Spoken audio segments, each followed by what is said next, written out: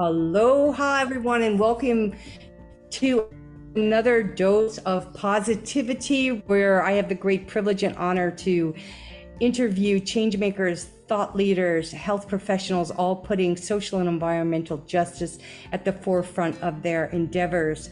And I am so excited today because our special guest happens to be someone who walks barefoot and in the same realm of nature loving principles as myself. There's not a better person to speak with us today on this except other than Alex Strauss. And she is going to be talking about minute magic, simple nature connections for busy people like all of us, most of us here on the call. And just a few reminders to everybody before I introduce this incredible human, that we are live. This is a live broadcast, and so if you have any questions for Alex, or you have any insight into the conversation, we value and welcome your feedback in there. And there will be a recording of this, like all our others. We have a YouTube channel and also on our podcast on Spotify, Anchor, and those links will be provided for you in the chat as well, so you can listen to our other speakers who will also rock your world and bring you closer back to your true nature. So before we get started, and as a few more people are coming in, I just want to read one thing from the book. It's from my book, Living Like the Future Matters. We'll kind of in tune and harmony with what we're going to be speaking about today. And I want to thank everybody who was on early on this and helping us get through our challenging technical problems today, reminding us how really what's important is a community, because unity in a community builds our unity, and the closer we get to nature, the closer we get to our true nature. So we can't let technology dampen those beautiful values. But I'm going to start with this quote from Prince Ear. He says, and if you don't know who Prince Ear is, Prince EA, that's how he writes his last name. We'll have him in the link. He's an incredible poet and rapper who speaks to incredibly important, timely issues. And he says, "We are not apart from nature. We are a part of nature. And to betray is to betray us all. To save nature is to save us." Unquote. And then, in Living Like the Future Matters, to live harmoniously, we must address human rights and the rights of nature, which means we must consider the inalienable rights of all life by championing life, liberty, and the pursuit of happiness for the birds and the bees, the flowers and the trees, and all sentient beings. We can help redefine the choices we enact as we move into the future. To do this, we must have a sense of self and be educated. We are biological organisms, and therefore we are part of the web of life, not above the law of nature. All life is interconnected, from the cosmos to the tiniest microorganisms. The earth, our lifestyle, and our careers interconnect each day far more than any of us ever can realize. When we take into consideration the food, culture, and ecology in the place we live and improve it, we all benefit. Our connections result in a shared benefit or end in mutual destruction. Nature is the master, though, the master of balance and diversity. Diversity brings balance and added value to the whole. Without it, there is risk of extinction. We evolve with integrity when we honor all life. A homogenized culture of any kind is unbalanced and lacks integrity. But when we respect and we support diversity and embrace our unique gifts, there is a higher chance of success in all situations. These principles go hand in hand with your business, your family, your friends, the natural world. The more natural and diversified we are, the better the chances of survival. Without further ado, I am going to introduce Alex Strauss. And somebody, there's a background here. Can you do that, guys?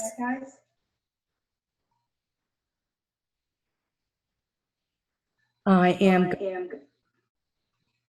Hey, Taylor or Meredith, can you tell me what's going on? Okay. So I'm hearing myself go double. So here I go. Now it's better. Maybe something was turned off, turned on. But here I go, Alex Strauss. Thank you so much for being here. Alex is an incredible human who wants to live in a world where nature is as familiar as Netflix. And she and recess for adults is mandatory in that every human has a tree to lean on. I absolutely love that. That is so cool. But she was also a best-selling author, and she's a sought-after editor and entrepreneur.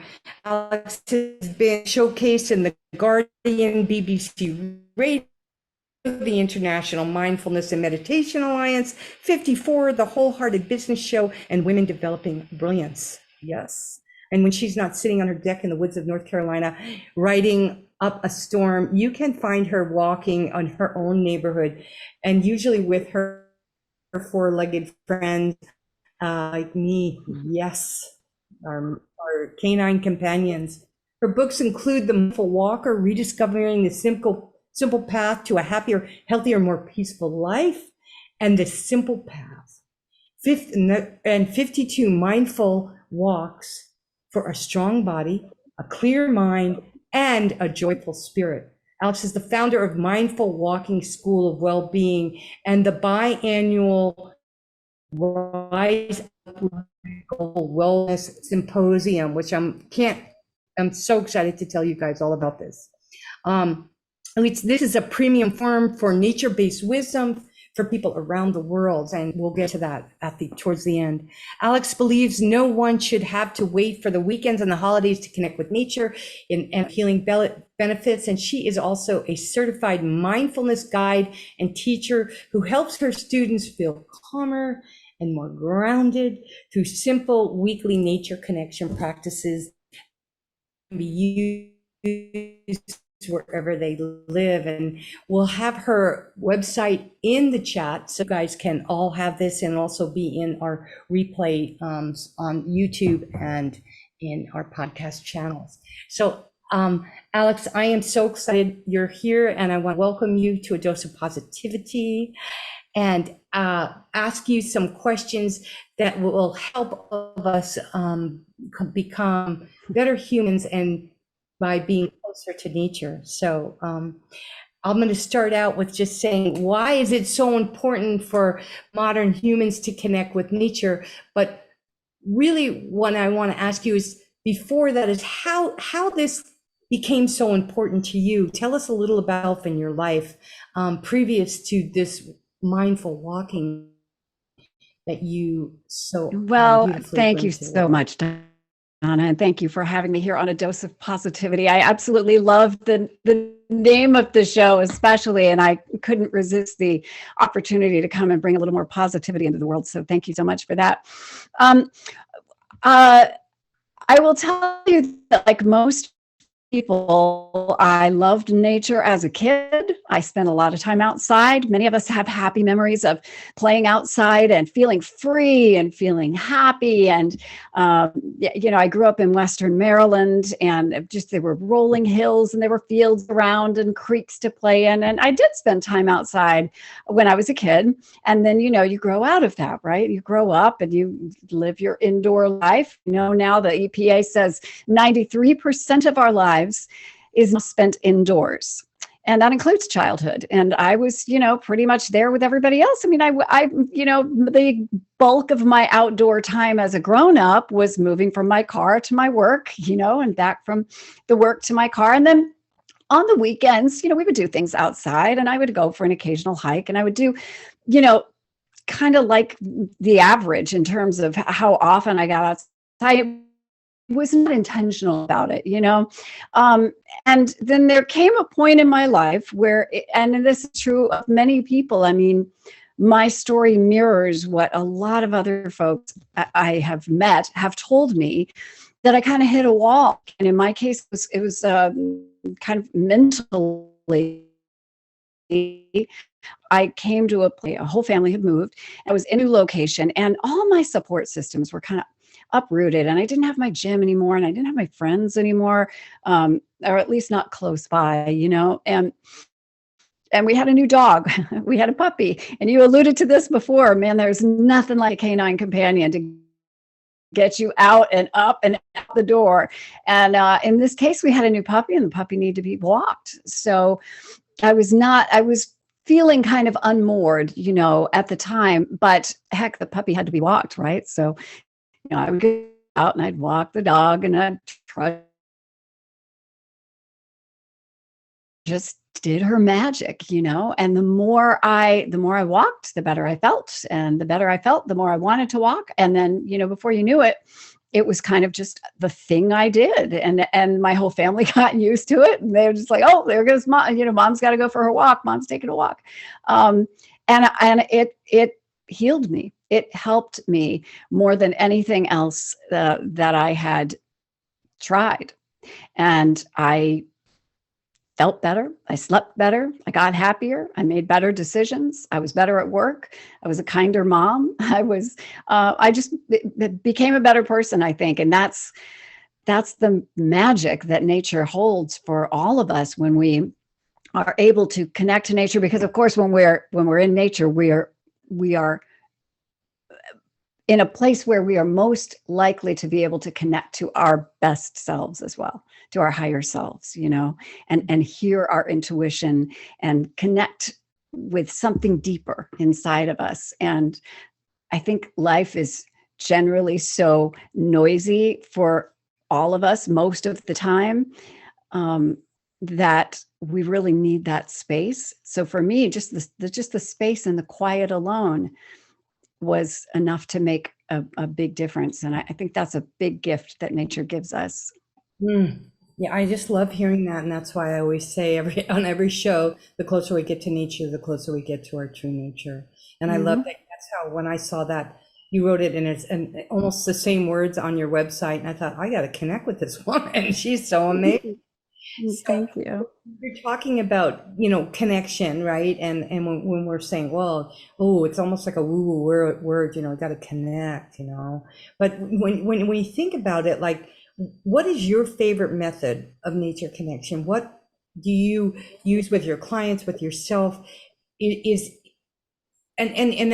just want to say, before you even answer that question, how much I honor the four-legged canine friends, and how that I have a very similar story, about that, that I've always had a dog my entire life, and it's made it possible for me to make really good decisions to live where my dogs could run free. So I always lived in rural areas and surrounded by nature.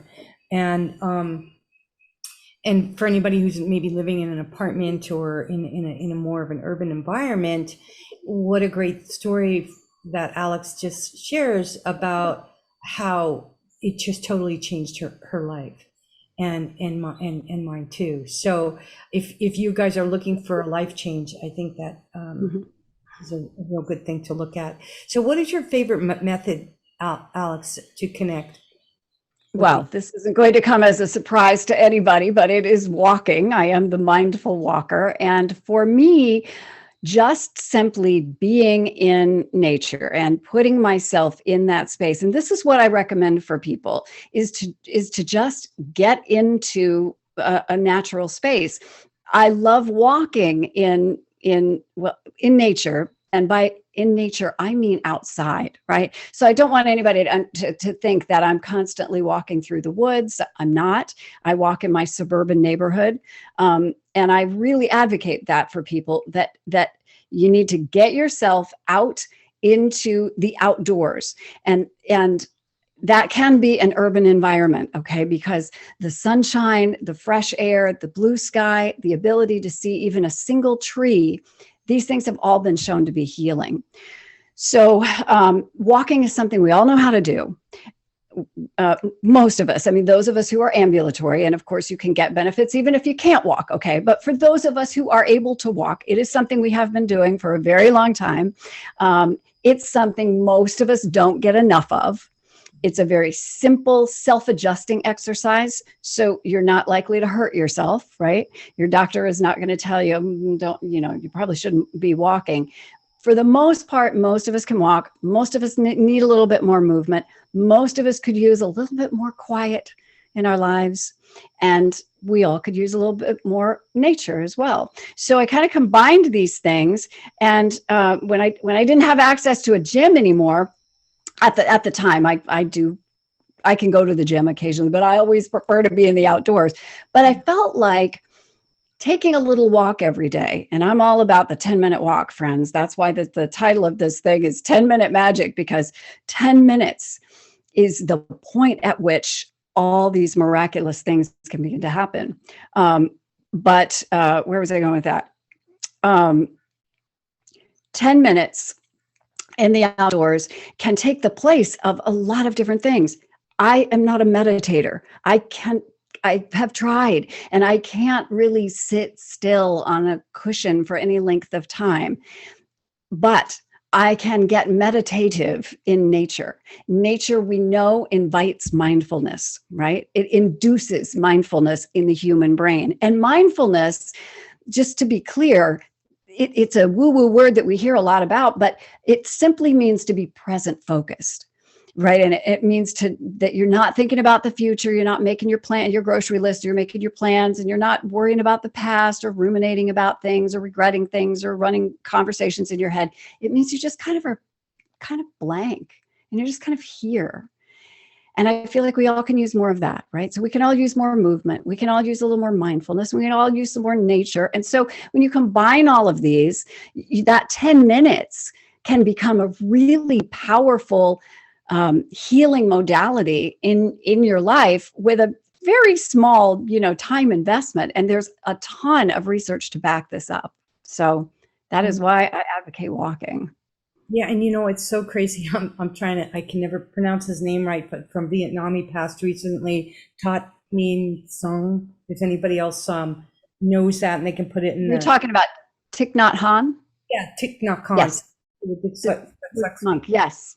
Yeah, talk a little bit about that, and actually, Meredith, find that. Can you say the name really clear so everybody can hear it? Thich Nhat Hanh. Yeah, Thich Nhat. I actually quote him in my book because he's amazing.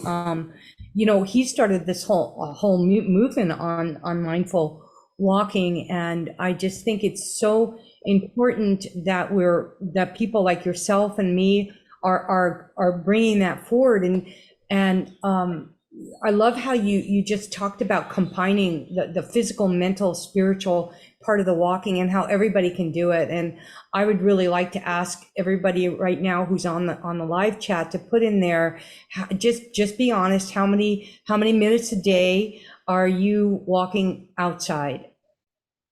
I mean, really, take a minute and ask yourself, and be brave. And if it's only 10 minutes or if it's 10 hours a day, like someone like me, I'm outside all day. I would probably say 10 hours. I see Sandra Ray's on here. I know on her beautiful property, she's walking here, there, and everywhere, and into the garden and everywhere. So I really appreciate you guys putting your stuff in the chat, because it's going to help you. Just being mindful right now, Gretchen. Thank you. 15 minutes. Yeah, that's good. Maybe we can do 15 in the morning and 15 in the evening. And like Alex said, you started a little and you start feeling better and better, and before you know it, you can't go without it. And I'm not advocating everybody go out there and get yourself a canine friend, but if you love dogs and you're feeling a little sedentary, they become your greatest advocate and best friend.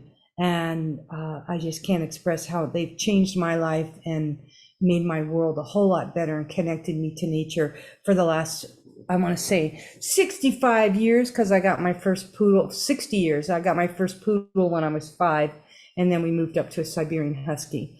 But anyway, let's talk a little bit more about the difference between, say, forest bathing and mindful walking. Like you said yourself, you walk in a suburban neighborhood. I mean, so many people think they have to be, climb a tree and look out at a mountain peak on top of a mountain peak. So go into that a little bit, and what exactly is nature bathing and what the benefits of that are as well. Well, now I am not a forest bathing expert. There are people who are trained in this by the International Forest Therapy Association, and I have several of them actually speaking at the symposium I'm running later this in a few weeks. But I am sort of the advocate for people who don't have a forest nearby, which I think is a lot of people. And forest bathing it's a Japanese practice, also known as Shinrin Yoku, and forest bathing experts have a structured way of bringing people into a natural environment, a forest environment, and helping take them through some exercises that help connect them with nature. And that's the extent of my knowledge. Okay. This is not something that I do or am trained in. So if you're interested, definitely come to the symposium we're going to tell you about, and you can learn more about it, and you can hear from some people who do it and do it well. And I am a supporter of it, and I think it's a grand idea. The problem that I see is that if you don't have a forest nearby or a forest bathing expert to kind of take you through it, to me, there's a disconnect there, right? There's a perception, as you alluded to, Donna, that you have to have this big, beautiful space, some inspiring space, at the very least, some big, beautiful park, access to a state park or a forest or a beach or some, inspiring landscape. And it would be wonderful if we all had that, but we simply don't. And even if we do, most of us don't have the time to get out into it as often as we'd like to. We're working and we're living busy lives, but that doesn't mean that we can't access the benefits of nature connection. There's good evidence that walking in and just being, even just standing in any green space for almost any length of time. Honestly, I just had an interview with Dr. Laura Conover, who wrote a book about grounding. I think it's called The Earthing Prescription. And she's going to be a speaker for the second time at the symposium. And she talks about the science behind actually just putting either our feet or any part of our body in connection with the earth. And it can be holding a leaf on a tree, because the tree is connected to the earth, and it has something to do with the DC energy from the earth and in our bodies. But the point of that is that even just a minute of being in the outdoors and doing something like grounding or taking a few deep breaths under the sky has beneficial effects on us. Lowers our blood pressure, lowers our stress hormone levels, slows our heartbeat, helps with depression and stress, brings us back into our bodies and back into our heads, quiets our mind, helps our focus, increases productivity, can increase energy. I mean, honestly, the list goes on and on. And these studies are not all on people who've gone out and done big, long, in-depth, spiritually transforming, forest experiences. So that's why I really advocate for small nature connection experiences, sort of drip throughout your day and week and month. And then, the forest therapy experiences can be the icing on the cake if that floats your boat, Mm-hmm. Yeah, I like that. These are doable things that anybody can do, and without having to make an excuse. And, one of the things that I think is most important about everything that you culminating together of what you just said there is the mindful piece of it. And it's a time where we can deprogram and reset. And when we go out into nature, from just going from the parking lot to work, or the parking lot to the mall, or the parking lot to pick up our children at school, wherever it is even. And you can be out parking further away for one thing, parking under a tree, you will get the benefits of the shade.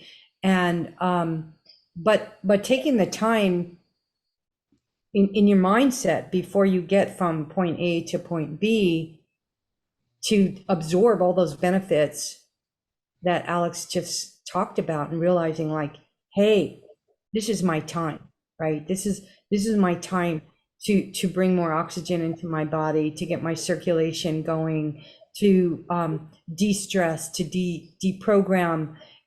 Because if we don't have the right mindset, even if we're out in nature, you know, we'll especially in a 10-minute piece, you know, it's reminding ourselves, hey, this is my 10 minutes of time. This is it, right?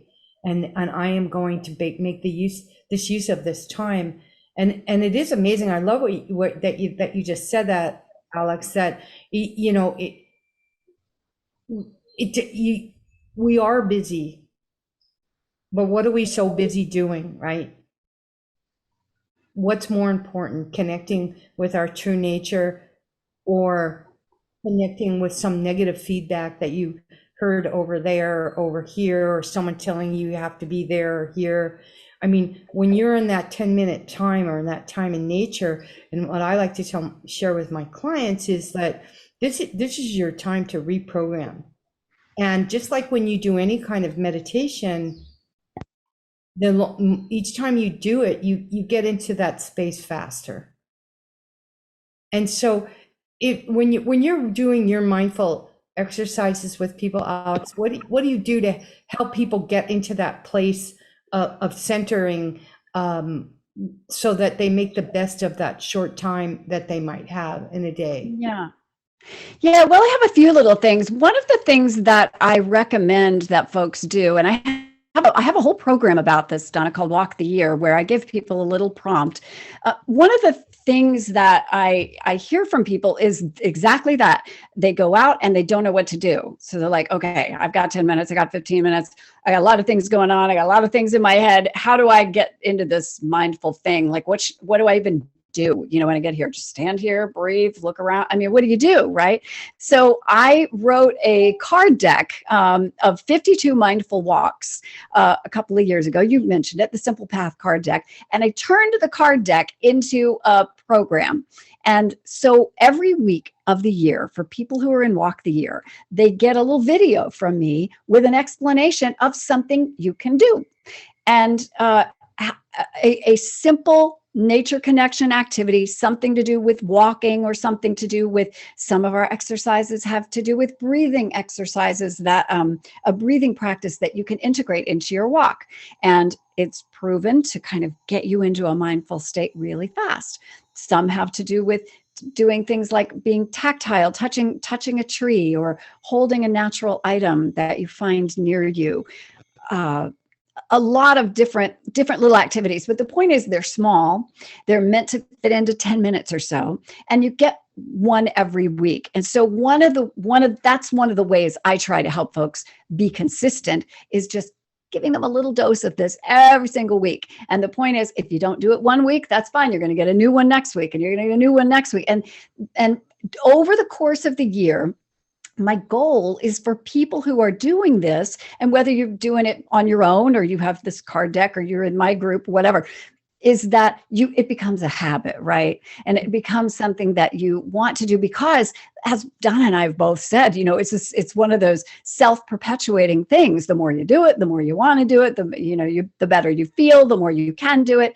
And it goes on like that. So my goal is to give people these little activities, and then they become things that they just look for and look forward to, and integrate into their lives, and week after week after week after week after week. And then you'll know what to do, right? Because you'll have 52 options, and you'll always know what to do when you go out there. You'll have a sense, an embodied sense of what works for you. And that's what I want people to come away with from that. So that's one way I'm trying to help people figure out what to do. Yeah. So like some of the practices that you offer for mindful walking that people could do right now? Would you just list off a few things that you could leave our audience with feeling like, yeah, I can do that, and then maybe they want to check out your deck, so we'll put the link to that in the chat. But what are some mindful walking practices that we can use right now, other than, parking in a tree and walking, to the furthest point from point A to point B, hugging a tree? Sure. What are some other really great mindful practices we can all do? Well, a couple of things. One thing that I want to kind of put out there as something to think about, if you want to kind of integrate more mindful nature connection into your life, a nice way to start before you go outside is to take just a couple of seconds, literally seconds, before you leave, and imagine taking all of the worries and the busy thinking and all the stuff that's going on in your head out of your head and leaving it at home. Okay. Just leaving it. In my case, I have a little bowl where I like to put my busy thinking. Just mentally put it in the bowl, put it in a basket, put it by the doorstep, leave it where you are. Okay. And I know it kind of sounds silly and it kind of sounds hokey, but it can work. Okay. Our minds are so powerful and we have a great deal of control over our thinking and how our brains work. And this is just a little hack, if you will. So you do that. And then I'm going to give you two potential exercises that you can integrate this week and you can try for yourself. And both of them are very short. One you may have heard of before, but it's powerful and it's good. And it's a 5, 4, 5, I can't even do that. 5, 4, 3, 2, 1 exercise. And what you're going to do is when you go out, and you can do this on a walk, or you can do this simply standing in your garden, in your yard, on the sidewalk outside your building, wherever. And you want to look for 5 things that you can see and notice in nature, 5 natural items. Okay. And that can be a bird, a tree, a piece of grass, an acorn, a squirrel, whatever it is, whatever you see. Just notice these things. Now, the key here is to notice without judgment. Okay, you may have heard this in mindfulness circles. They say, you observe without judgment, or and if you have thoughts, you let your thoughts. You don't judge your thoughts. And the way I express that is, you just don't have a conversation about it in your head. Okay, that's non-judgment. You just don't make anything of it. You don't look at the tree and go, God, that tree, that limb looks like it's going to come down. We probably should look at chopping that down. Or, different, you don't just look and you're like, oh God, there's a rock. You know what? Those rocks, I really need to sweep the path there because it's going to blah, blah, blah. You just don't have any conversation about it. So you look for 5 things, then you're going to listen for 4 things. And same thing, you hear something, and you just let it go. You just notice it. This is training your brain to bring your senses back online, right? And not in the computer sense. It just means like bringing everything back into focus again. Listen for 4 things. You can probably imagine where this is going. Look and listen. And what's another sense? Feel, but that's not Hearing, listening, yeah. Yes, your nose, right? You've got your nose and you've got your feeling. And so listen, look for 5 things, listen for 4 things, sniff for 3 things, right? Yeah, right. You can smell things. Now, here's the funny thing is, our noses are very, very sensitive, and they're deeply connected to memory. But we are nose blind all the time in this society. We have, and honestly, all of our senses are bombarded all the time, but this is one that catches people off, because you sniff and you're like, well, it just smells like air. It just doesn't smell like anything. But the point of the exercise is that you have to really tune into that, and you have to really focus in order to try to pick out some sense. So I challenge you not to give up too early, and give it a little time and try to do that. And of course, the 2 things that you can feel, and that can be just feeling with your hand. Feel a tree, pick up something, touch something, the wind on your face, rain on your face, any of those things, sensory. And then the last sense is taste. And often there's a taste to the wind, there's a taste to the air, You can lick your skin. I do not advocate that you go out and lick a random plant or eat something if you don't know what it is. So don't do that. But it's just a way to use your five senses and to focus. And you'll find that if you take even just 5 minutes to do this little exercise, that afterwards you're just in this really calm, quiet, sort of connected space, because you've made a connection with the natural world by looking and listening and feeling and tasting, and then you're sort of embodied the nature around you and the fact that you're connected to it. So this is one practice, and I don't know how much time you have. Do you want me to do the other one? Do the other one, yes. Do the other one, and Okay. let's talk about your symposium. I have some great announcements for everyone, so I want to hear the second one. All right, real quick. This is 5, 4, 3, 2, 1. All the senses. Got it, people? Right. Everybody got it. And this is a real simple one you can do. It is designed to do on a walk. So what you want to do is you just go out for a little walk, however much time you have. Give yourself a minute to just walk at a comfortable pace, and then start. It's a breathing exercise. So what you do is you breathe in for 4 or 5 steps, depending on your pace. Okay, so you're walking, and you breathe in and then you hold for the same number of steps, right? And then you exhale for the same number of steps. And then you rest for 4 steps, or whatever it ends up being for you, right? So you're just establishing a nice even pace, whatever your comfort level is, and you breathe in for the certain number of steps, hold for a certain number of steps, exhale for the same number of steps, and hold for the same number of steps. And it's it's a take on box breathing, which if you follow, it's a yogic technique. But it's a way to kind of integrate this breathing method, which is extremely calming, into a walk. So you're getting your walk and you're getting this calming thing as well. So a lot of benefits to that. Love it all. And you guys, there's 50 more, so it is really good. There's 50 ways to lose your lover, and there's 50 ways right nature, right? So 50 is a good number, and 5 senses, yes, are those sensory things. Thank you so much, Alex, for sharing. That's really good. Just simple things we can do, and I'd like to add one to that too. And I do it almost every day. I just find a tree to hug or lean on and connect with the trees. And like Alan put in the chat, and you mentioned too, this grounding thing is so important. I am always grounding. I had a pedicure done when I was in North Carolina, the first one in like 25 years, and my feet looked like the roots of a tree. I think that the guy who was doing my feet, we had a good laugh together. Yeah, that's what our feet are made for walking, right? That's an old song. Our feet are made for walking, and that's just what we'll do.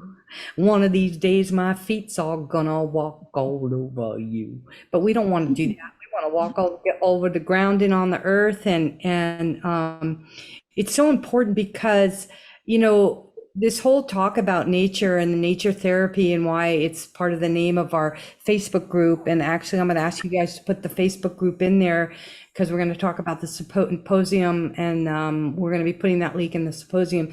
So you guys put the Facebook group in there if you're not already a member of our Facebook group. It's called Holistic Health, Nature Therapy, Live and Work Like the Future Matters. And I kind of want to end this conversation with taking this walking and being nature to the level of where the further we get from nature, the more inclined we are to destroy it. And right now we all know that we are having poor oxygen levels. We are having very trying, our water systems are compromised, the watersheds, our lifestyle as humans are not in harmony with the systems and cycles of nature. And how can you value nature when you're not out in nature?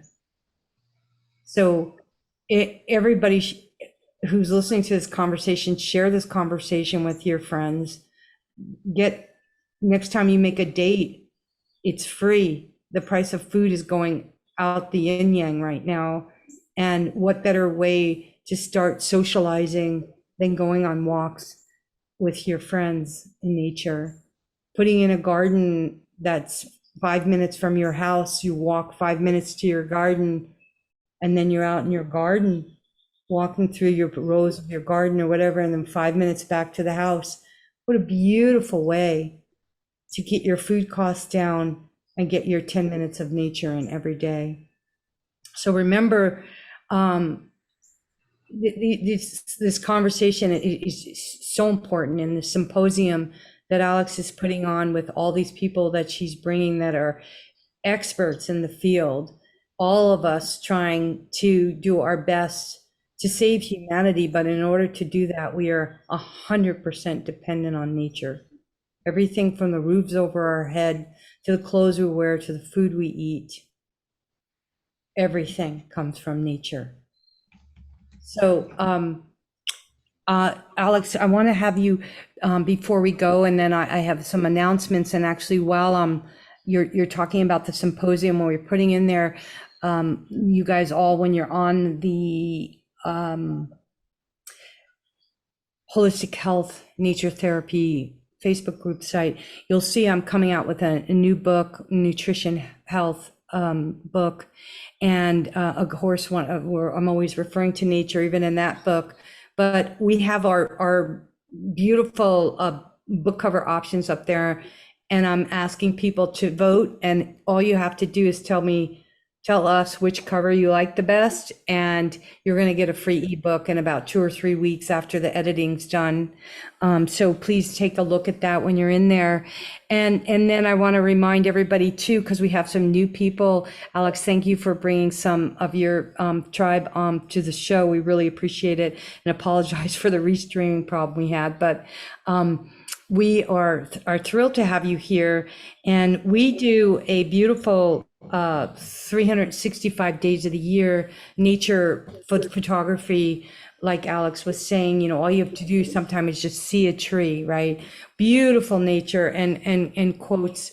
And we have many other beautiful things that we have that come with our free membership. So we're going to put that link in there.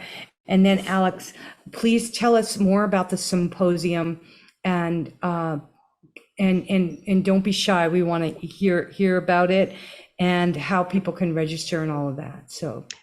Sure, Donna. The Rise Uprooted Symposium. Some of you heard this before we started recording, but for those who were not here at the beginning, is a 5-day. I call it a global conversation with experts from all around the world. We actually have 8 different countries represented in this upcoming symposium. And it's a 5-day event where every day there's a group of speakers. We have 20 speakers in all over the course of the week. And you can register for free. And I've interviewed all these people who are experts in different ways of connecting deeply with nature. Some are physicians, some are coaches, some are teachers, many are authors, they're speakers, they're leaders of all kinds. Donna is a guest at Rise Uprooted this year. But we also have people who are talking about how nature impacts our health and well-being.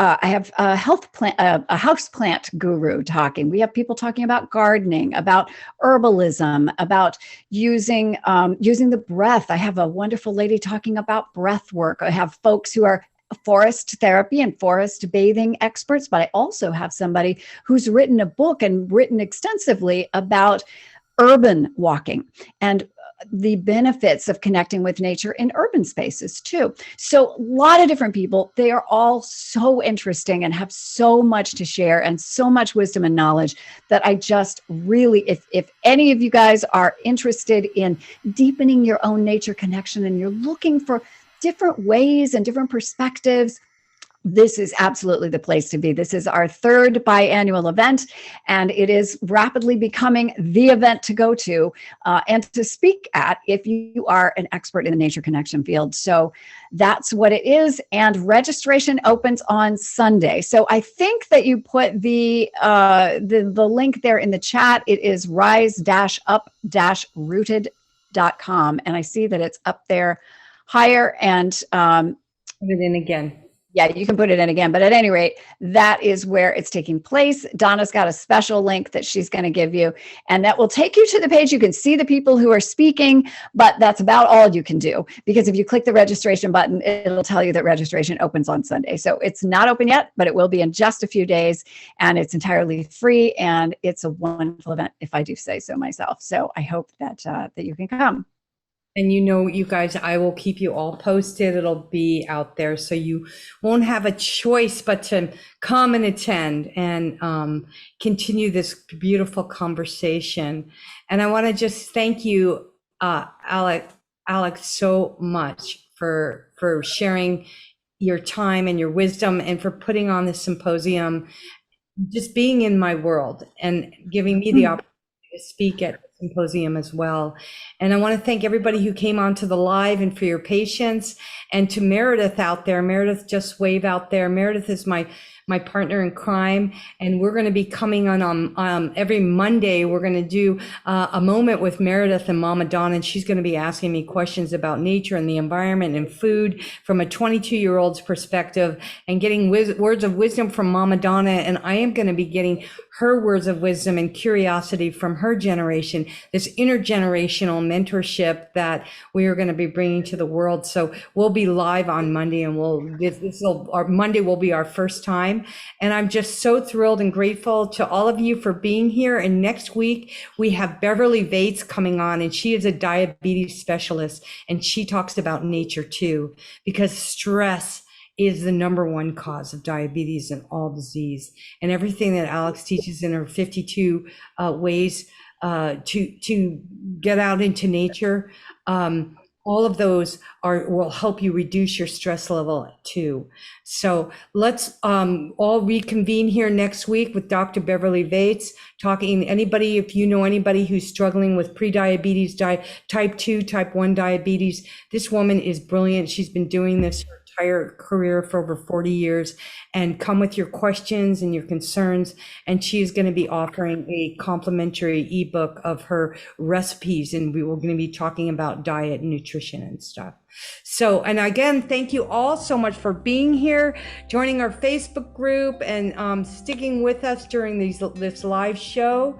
If anybody wants to stick on after we go off the live, ask any more questions, you can.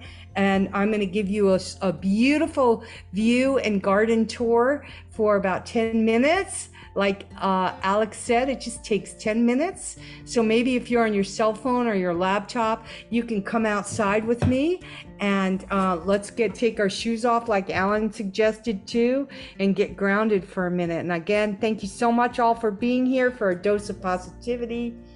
Big love and aloha.